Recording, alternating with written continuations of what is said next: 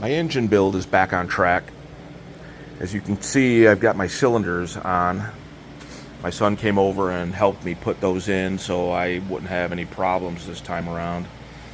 And I found a local machine shop that will do work on these old bikes, and that's kind of a tough thing to find unless I'm willing to ship parts out to California or Florida.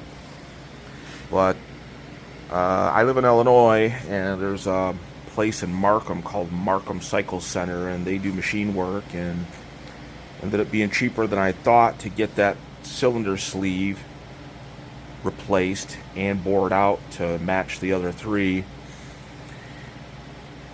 And yeah, it's back in, and I'm moving forward. After I got the cylinder back, I was on the hunt for piston rings, and it turns out that these pistons right here are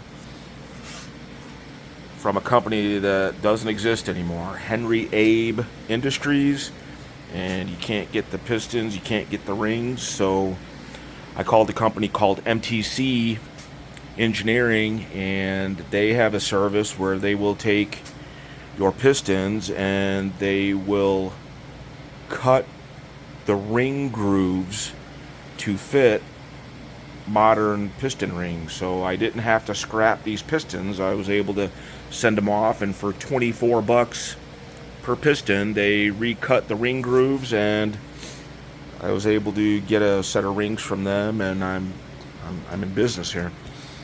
So I did disassemble that engine because I had dropped some glass bead had come out of the fins of the cylinder when I was putting it on the first time, and I saw it down in the crankcase. So I pulled the whole engine out, I split the cases again, and fortunately for me, there wasn't a lot of glass bead in there. I was able to wipe it all out and get it out of the crank, and it was really just a little bit that was on the crank and maybe a few grains on the bottom of the crankcase. The good thing about glass bead is you shine a flashlight on it and it sort of reflects a bit, and it's pretty easy to spot when you're looking around for it.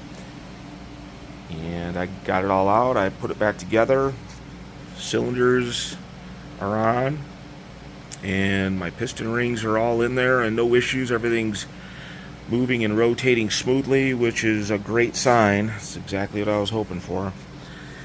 And I'm moving on to my first port job, porting and some polishing, and the polishing coming mainly on the exhaust, but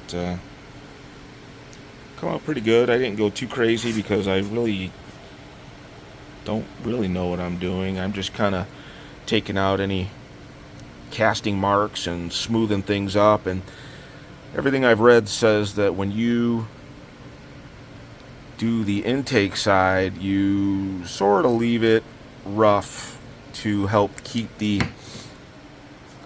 fuel atomized. So I did that, and I think I'm ready to finish cleaning it up, and I'm gonna put that head on there today.